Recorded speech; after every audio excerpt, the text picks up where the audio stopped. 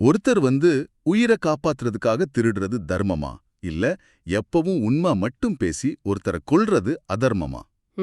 இது ரொம்ப ஒரு சிக்கலான கேள்விதான். ஆமா.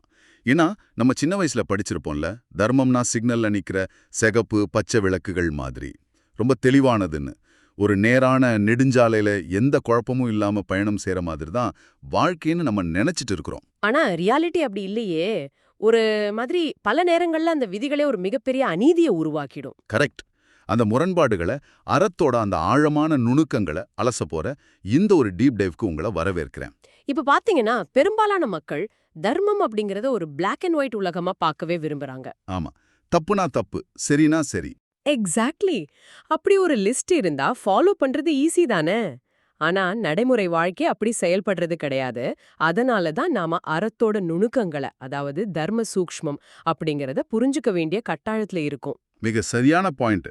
இத புரிஞ்சுக்க தான் இன்னைக்கு நாம சில ரொம்ப முக்கியமான ஆதாரங்களை கையில் எடுத்திருக்கோம். ஒரு பக்கம் மகாபாரதம், மனுஸ்மிருதி, சுபாஷிதங்கள் மாதிரியான ஆயிரக்கணக்கான வருஷ பழமையான குறிப்புகள். இன்னொரு பக்கம் அதிநவீன மருத்துவத்துறை, உலகளாவிய உளவுத்துறை, அப்புறம் மனிதர்களுக்கே சவால் விடுற அந்த ஏஐ, அதாவது செயற்கை நுண்ணறிவு இயந்திரங்கள் உருவாக்குற நவீன கால தர்ம சங்கடங்கள். இது எல்லாத்தையும் இணைச்சு பார்க்க போறோம். இத கேக்குற உங்களுக்கு ஒரு கேள்வி வரலாம். இந்த பழங்கால நூல்களுக்கும் நவீன கால டெக்னாலஜிக்கும் என்ன சம்பந்தம்னு கண்டிப்பா தோணும். அங்கதான் நாம ஒரு பொதுநலன் அல்லது ஒட்டுமொத்த சமூக நன்மை எப்படி தர்மத்தோட உச்சபட்ச அளவுகோலா மாறுதுன்னு புரிஞ்சுக்க போறோம். இதத்தான் அந்த நூல்கள் தர்ம சூக்ஷ்மம்னு சொல்லுது. வாவ், ரொம்ப இன்ட்ரெஸ்டிங்கா இருக்கு. இதுல நாம கவனிக்க வேண்டிய முதல் விஷயம் என்னன்னா, தர்மம்ங்கிறது எந்த மாற்றமும் இல்லாம இறுகி போன ஒரு சடங்கு கிடையாது. இல்லையா? நிச்சயமா. எது உயிர்களை காக்குதோ, எது இந்த ஒட்டுமொத்த சமூகத்தையும் ஒரு பேலன்ஸ்ல, அதாவது ஒரு சமநிலையில நிறுத்துதோ, அதுவே உண்மையான தர்மம். இதான் நம்ம ஆதாரங்கள் ரொம்ப ஆழமா சுட்டிக்காட்டுது. விதிகளுக்காக மனிதர்கள் இல்ல, மனிதர்களோட வாழ்வாதாரத்துக்காகவே விதிகள் உருவாக்கப்பட்டுச்சுன்னு புரிஞ்சுக்கிறது தான் இந்த தேடலோட முதல் படி. ஆமா. ஆனா இது கேக்குறதுக்கு ரொம்ப நல்லா இருக்கு. ஆனா இத நடைமுறையில எப்படி பாக்குறது? அதான், இப்ப நம்ம ஸ்கூல்ல படிக்கும்போது எப்பவும் உண்மையை பேசணும், அடுத்த ஒரு பொருளை திருடக்கூடாதுன்னு சில அடிப்படை விதிகளை படிச்சிருப்போம்.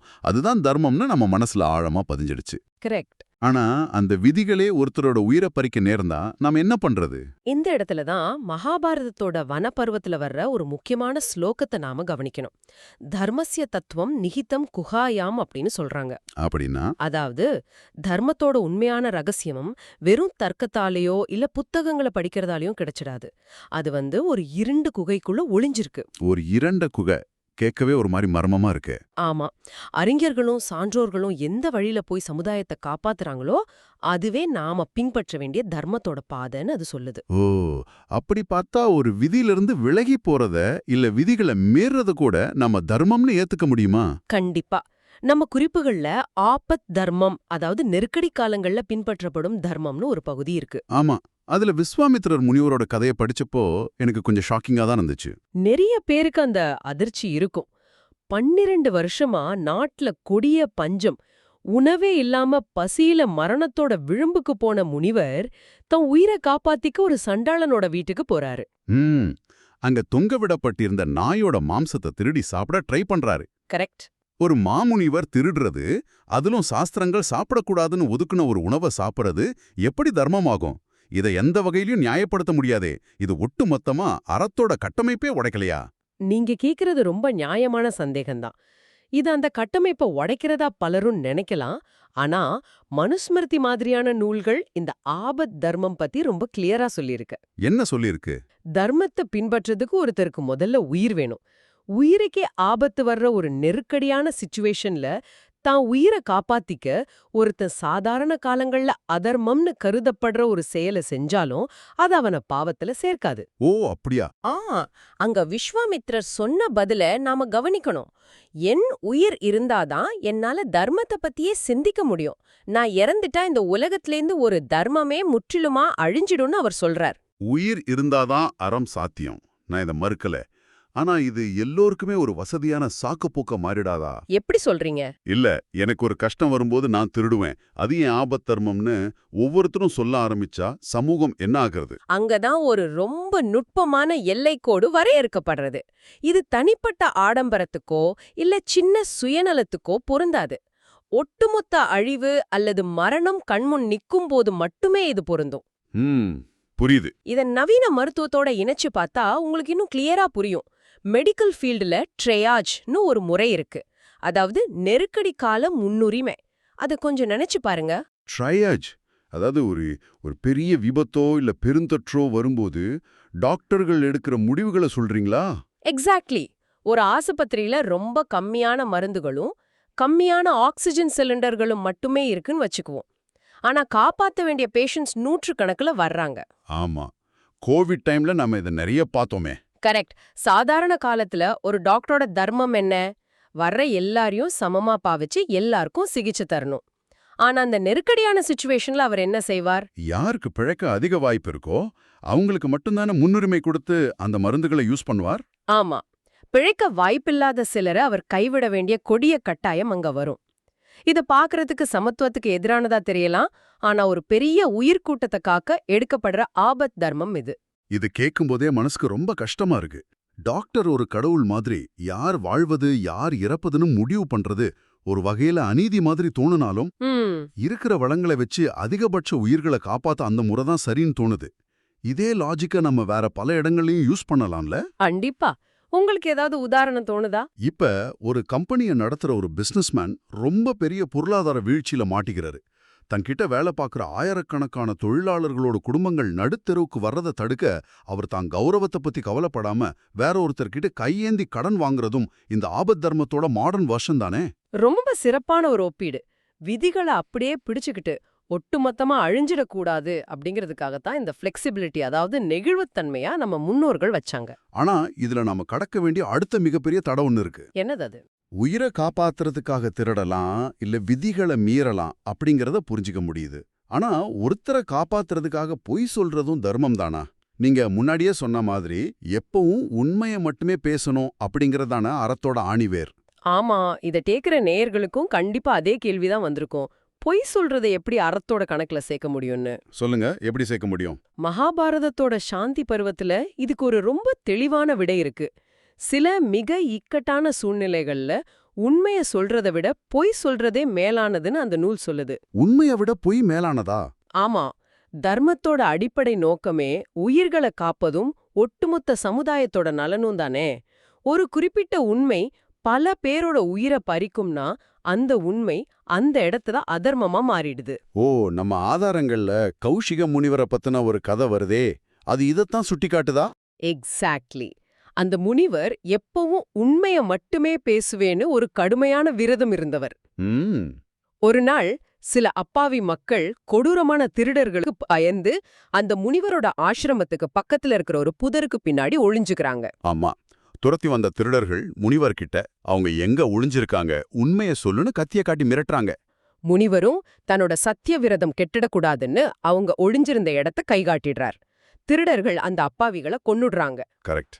அந்த முனிவர் இறப்புக்கு பிறகு நரகத்துக்கு போனார்னு குறிப்புகள் சொல்லுது. அதான் எனக்கு ரொம்ப ஷாக்கிங்கா இருந்துச்சு. உண்மைய சொன்ன ஒருத்தருக்கு எப்படி நரகம் கிடைக்கும்? அவர் செஞ்சதுதான ரூல்ஸ் படி சரி. இங்கதான் முனிவர் ஒரு மாபெரும் தப்பு செஞ்சார்.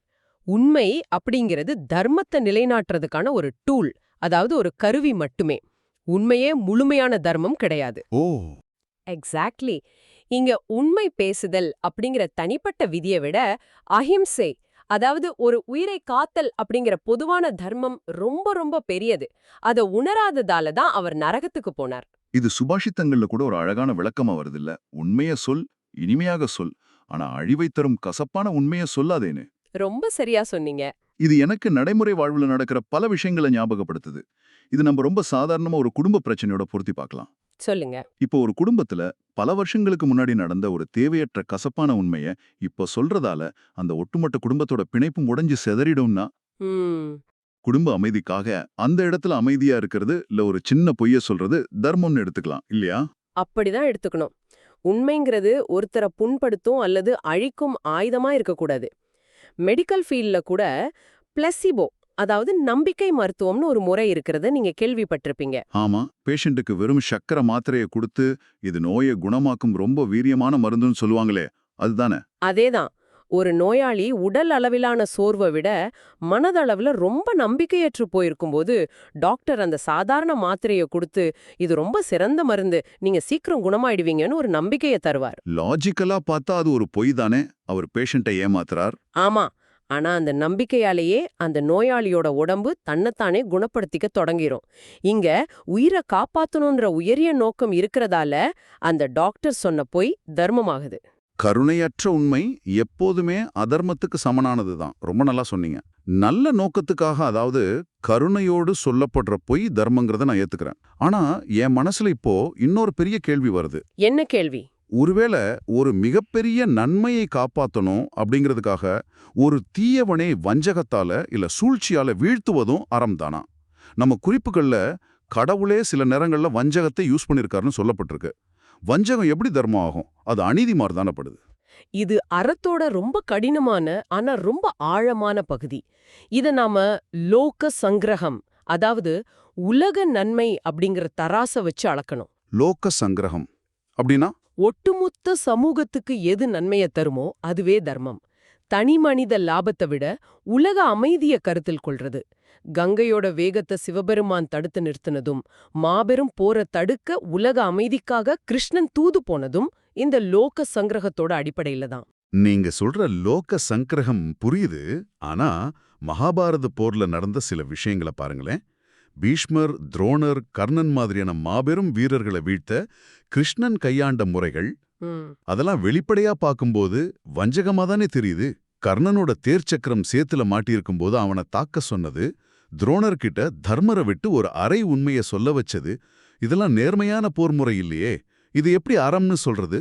இதுல இருக்கிற நுணுக்கத்தை நாம கவனிக்க தவற விடக்கூடாது. சல்லிய பர்வத்துல கிருஷ்ணன் ஒரு வரிய குறிப்பிடுறார், மாயாவிகளை மாயையால தான் வீழ்த்தணும்னு. அதாவது முள்ளால எடுக்கிற மாதிரி. எக்ஸாக்ட்லி.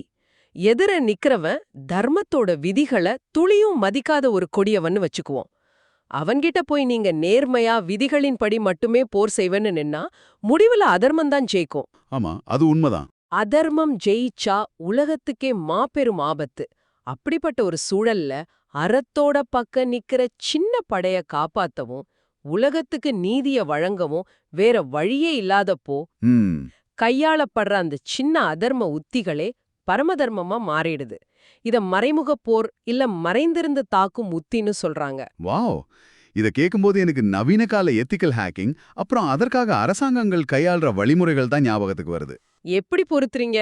இப்போ ஒரு வெளிநாட்டு இணைய குற்றவாளி நம்ம நாட்டோட வங்கி தரவுகளை திருட ட்ரை பண்றான், இல்ல ஒரு டெரரிஸ்ட் அட்டாக்கு பிளான் பண்றான்னு வச்சுக்குவோம். அவனை தடுக்க அரசாங்கமே ரொம்ப திறமையான ஒரு நபரை நியமிச்சு அதே குற்றவாளியோட கம்ப்யூட்டருக்குள்ள ரகசியமா ஊடுருவி அவனோட பிளானை முடக்குறாங்க. கரெக்ட். இங்க ஒருத்தரோட கம்ப்யூட்டருக்குள்ள பர்மிஷன் இல்லாம நுழையிறது சட்டப்படி குற்றம்தான். ஆனா ஒரு மாபெரும் அழிவைத் தடுக்க அதே திருட்டு பாணிய அரசாங்கம் யூஸ் பண்ணுது. இதுவும் நீங்க சொன்ன அந்த மறைமுக உத்தி தானே? ரொம்ப பொருத்தமான உதாரணம். ஒரு சாதாரண மனிதன் அடுத்தவரோட ரகசியங்களை திருடுனா அது பாவம். ஆனா ஒரு நாட்டோட உளவு அதிகாரி ஆயிரக்கணக்கான மக்களோட உயிரை பறிக்க காத்துட்டு இருக்கிற ஒரு தாக்குதலை தடுக்க அவங்களோட ரகசிய திட்டங்களை திருடுனா அது பரம தர்மம். ஓ, செயலை விட நோக்கம்தான் முக்கியம். ஆமா, இங்க செய்யப்படுற செயல் ஒண்ணுதான், அதாவது திருடுறது. ஆனா நோக்கம் என்ன? அது சுயநலத்துக்காக செய்யப்படுதா இல்ல ஒட்டுமொத்த பொதுநலனுக்காக செய்யப்படுதா அப்படிங்கிறது தான் அது அறமா இல்லையான்னு தீர்மானிக்குது. ஆக செயலை விட நோக்கமே முக்கியங்கிறத நான் புரிஞ்சுக்கிறேன். ஆனா இப்ப எனக்கு ஒரு மிகப்பெரிய குழப்பம் வருது. என்ன குழப்பம்? மகாபாரதமும் முனிவர்களோட கதைகளும் அந்த காலத்துக்கு சரி, உளவுத்துறை உதாரணங்களும் அரசாங்கங்களுக்கும் சரி. ஆனா இன்னைக்கு நாம வாழ்றது ஒரு அதிநவீன ஜனநாயக உலகம். இங்க சாதாரண மனிதர்களுக்கு அறத்தை யார் தீர்மானிக்கிறது? ஆயிரக்கணக்கான வருஷங்களுக்கு முன்னாடி எழுதப்பட்ட விதிகளும் அறமும் இன்னைக்கும் அப்படியே பொருந்துமா? காலப்போக்குல அறம் மாறவே மாறாதா? அறம் மாறாதுன்னு யார் சொன்னது? அங்கதான் யுக தர்மம் அப்படிங்கிற கான்செப்ட் உள்ள வருது. யுக தர்மமா? ஆமா, தர்மம் அப்படிங்கிறது எக்காலத்திலயும் மாறாம தேங்கி நிக்கிற ஒரு குட்டை கிடையாது. அது தொடர்ந்து ஓடிட்டு இருக்கிற ஒரு ஜீவநதி. ஓ, ரொம்ப அழகான கம்பேரிசன். தன் பாதையில இருக்கிற நிலப்பரப்புக்கேற்ப நதி தன் திசைய மாத்திக்கிற மாதிரி கிருத யுகத்திலிருந்து கலியுகம் வரைக்கும் காலத்தோட தேவைக்கேற்ப தர்மம் தன்னைத்தானே புதுப்பிச்சுக்கிட்டே இருக்கு. தன்னைத்தானே புதுப்பிச்சுக்கிற தன்மை, இது ஒரு சாஃப்ட்வேர் அப்டேட் மாதிரி சொல்லாமா? கண்டிப்பா. பல 100 வருஷங்களுக்கு முன்னாடி கடல் கடந்து வெளிநாடுகளுக்கு பயணம் செய்யறது பெரிய பாவம்னு நம்ம பழைய நூல்கள் சிலவற்றில சொல்லியிருந்தாங்க. ஆமா, கேள்விப்பட்டிருக்கேன். ஏன்னா அந்த காலத்துல அது கலாச்சார அழிவையும் புது வியாதிகளையும் கொண்டு வரும்னு அவங்க நம்பினாங்க. ஆனா இன்னைக்கு குளோபலைசேஷன், அதாவது உலகளாவிய வர்த்தகமும் நாடுகளுக்கிடையிலான உறவும் இல்லாம மனிதகுலம் பிழைக்கவே முடியாது. எக்ஸாக்ட்லி. இன்னைக்கு காலத்துக்கு அந்த பழைய விதியை நாம ஃபாலோ பண்ண முடியாது. இன்னைக்கு ஜனநாயக சட்டங்களை மதிக்கிறதும் பாலின சமத்துவத்தை பேணுவதும் இன்டர்நெட் வழியா ஒருவருக்கொருவர் அறிவை ஷேர் பண்றதுமே இந்த யுகத்தோட தர்மம். ஓ, பழைய ஆச்சாரங்களை மட்டுமே கெட்டியா புடிச்சுக்கிட்டு காலத்துக்கேப்ப மாற மறுக்கிறது தான் மிகப்பெரிய அதர்மம்னு சொல்றீங்க. 100க்கு 100 உண்மை. ஓகே, சட்டமும் காலமும் மாறிக்கிட்டே இருக்குங்கிறத ஏத்துக்கிறேன்.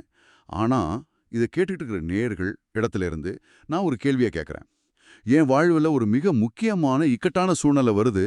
பழைய வேதங்கள்லயும் விடை இல்ல, இன்னைக்கு இருக்கிற சட்ட புத்தகங்கள்லயும் விடை இல்ல. அப்போ நான் என்ன செய்யறது? எது சரி எது தவறுன்னு நான் எப்படி முடிவு செய்யறது? அந்த இடத்துல தான் மனுஸ்மிருதி ரொம்ப முக்கியமான ஒரு தீர்வை முன்வைக்குது. வேதங்களும் சட்டங்களும் வழிகாட்ட முடியாத இடத்துல ஆத்ம திருஷ்டி அப்படிங்கறத தர்மத்தோட 4வது ஆதாரமா காட்டுது. ஆத்ம திருஷ்டி அப்படின்னா என்ன? ஆத்ம திருஷ்டினா மனசாட்சியே தர்மத்தோட உச்ச நீதிமன்றம். உங்களுக்கு உள்ள இருந்து ஒலிக்கும் அந்த மெல்லிய குரல். ஓ, மனசாட்சி. ஒரு காரியத்தை செய்யும்போது உங்க மனசுல எந்த உறுத்தலும் இல்லாம ஆழமான அமைதி நிலவினா அது தர்மம். ஒருவேளை குற்ற உணர்வு தோணினா அது அதர்மம். மகாபாரதத்துல விதுரர் அப்படிதான் செயல்பட்டார். விதுரர் என்ன செஞ்சாரு? கௌரவ சபையில திரௌபதிக்கு அநீதி இழைக்கப்பட்டப்போ சபையில இருந்த மாபெரும் அறிஞர்கள் எல்லாரும் மௌனமா இருந்தாங்க. சட்டமும் சாஸ்திரமும் விட சொல்லாம நின்னப்போ விதுரரோட மனசாட்சி மட்டும்தான் இது அநீதின்னு கத்துச்சு. ஆமா, அவர் எந்த விதிகளையும் பார்க்காம துணிஞ்சு தட்டி கேட்டார்ல. கரெக்ட். மனசாட்சியோட குரல் அங்க வழிகாட்டுச்சு. மனசாட்சியோட குரல் வழிகாட்டுங்கிறது கேட்க ரொம்ப நல்லா இருக்கு. ஆனா வெறும் மனசாட்சியை மட்டுமே நம்பி செயல்படுறதுல ஒரு ஆபத்து இருக்கே. ஒருத்தரோட மனசாட்சி சொல்றது இன்னொருத்தருக்கு தப்பா படலாமே. அதுவும் நியாயமான வாதம்தான். நம்ம குறிப்புகள்ல தர்மவியாதன் அப்படின்னு ஒரு கசாப்பு கடைக்காரனோட கதை வருதே. விலங்குகளை வெற்ற அவன் ஒரு பிராமண முனிவருக்கு அறத்தை உபதேசிச்சதா அந்த கதை சொல்லுது. அது எப்படி சாத்தியம்? ஒரு உயிரை கொல்றது எப்படி அறத்தோட கணக்குல வரும்? இங்கதான் கர்மமும் தர்மமும் பிரிக்க முடியாதபடி இணையுது. அந்த முனிவர் தர்மவியாதனை பார்த்து, நீ தினமும் உயிர்களை கொல்றியே, இது மாபெரும் அதர்மம் இல்லையான்னு ஆச்சரியத்தோட கேக்குறார். அதுக்கு அவன் என்ன சொன்னா? அதுக்கு அந்த கசாப்பு கடைக்காரன் ரொம்ப தெளிவான ஒரு பதில சொல்றான். இது என்னோட குலத்தொழில். இந்த சமூகத்தோட ஒரு தேவையை நான் பூர்த்தி செய்றேன். இது நான் பேராசையாலேயோ இல்ல கொடூர எண்ணத்தாலேயோ செய்யல. என் கடமைய எந்த விருப்பு வெறுப்பும் இல்லாம பற்றற்று செய்றேன்னு சொல்றான். ஓ, அப்ப தர்மம் அப்படிங்கிறது நாம செய்யற செயலோட வடிவத்துல இல்ல, அந்த செயலை நாம எந்த நோக்கத்தோட செய்யறோம் அப்படிங்கறதுல தான் இருக்கா? எக்ஸாக்ட்லி. ஒரு சர்ஜன், அதாவது அறுவை சிகிச்சை நிபுணர், நோயாளியோட வயித்தை கிழிக்கிறதும் ஒரு கொலைகாரன் ஒருத்தனை கத்தியால கிழிக்கிறதும் வெளிப்பார்வைக்கு ஒண்ணுதான். ஆனா நோக்கம் வெவ்வேறானது. செயலை விட பற்றற்ற தூய்மையான நோக்கமே இங்க முக்கியம். கரெக்ட். ஆக கருவிகளும் செயல்களும் மாறலாம், ஆனா பொது நன்மைங்கிற ஆன்மா மாறாதுன்னு சொல்றீங்க. இப்ப நான் ஒரு நவீன உலக சிக்கலை உங்க முன்னாடி வைக்கிறேன். கேளுங்க. இன்னைக்கு நாம டெக்னாலஜில கற்பனை செய்ய முடியாத உச்சத்தை தொட்டிருக்கோம். உதாரணமா ஆட்டோனாமஸ் வெஹிக்கிள்ஸ், அதாவது தானியங்கி கார்களை எடுத்துக்குவோம். ஒரு தானியங்கி கார் ரோட்ல வேகமா போயிட்டு இருக்கு. திடீர்னு ஒரு சின்ன குழந்தை காரோட குறுக்கே வந்துருது. இப்ப அந்த காரை இயக்குற கம்ப்யூட்டர் ஒரு முடிவு எடுக்கணும். கார் பிரேக் பிடிச்சா உள்ள இருக்கிற பயணிகளோட உயிருக்கு ஆபத்து. பிரேக் பிடிக்கலனா அந்த சின்ன குழந்தையோட உயிருக்கு ஆபத்து. மனிதர்களாகிய நமக்கே இங்க எது அறம்னு குழப்பமா இருக்கும்போது, ரத்தமும் சதை மட்டும் ஒரு மிஷினுக்கு எது அறம்னு யாரு கத்துக் கொடுக்கா? இது ரொம்ப சிக்கலான, நம்மள பதற வைக்கிற ஒரு கேள்விதான். ஆனா இதுக்கான பதிலும் நமக்கிட்டே தான் இருக்கு. அந்த இயந்திரத்துக்கு அறத்தை கத்துக் கொடுக்க வேண்டியது நான் தான். நாம எப்படி கத்துக் கொடுக்க முடியும்? அந்த இயந்திரத்தோட புரோகிராமிங்கை உருவாக்கும் போதே விதிகளோட தொகுப்பை மட்டும் கொடுக்காம பொது நன்மை அப்படிங்கிற தர்ம சூக்ஷ்மத்தோட அடிப்படையை நாம அதுக்குள்ள செலுத்தணும்.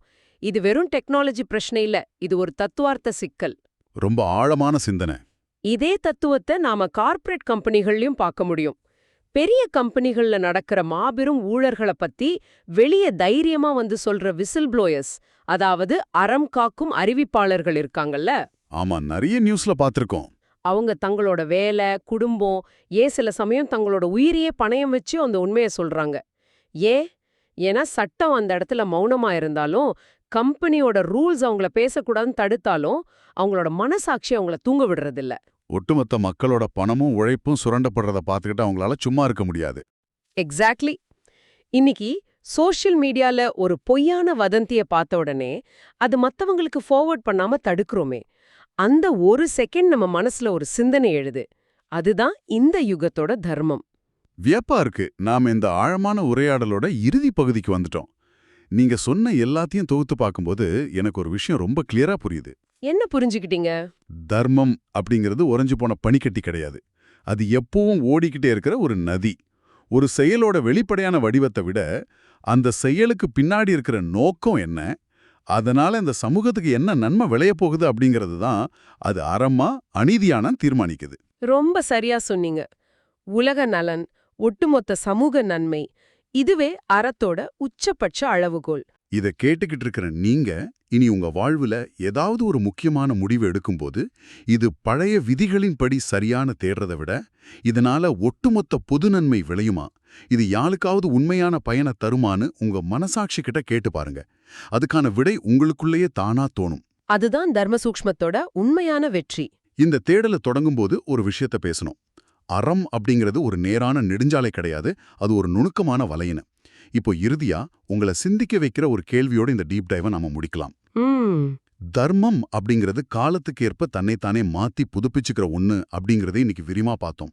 எதிர்காலத்துல மனிதனோட பலவீனங்களான கோபம், விருப்பு வெறுப்பு, பாரபட்சம் எதுவுமே இல்லாம இயந்திரங்கள் பொது நன்மையை நம்மளை விட பல மடங்கு துல்லியமா கணக்கிடுற ஒரு நிலை வரலாம். கண்டிப்பா வரதுக்கான வாய்ப்புகள் அதிகமா இருக்கு.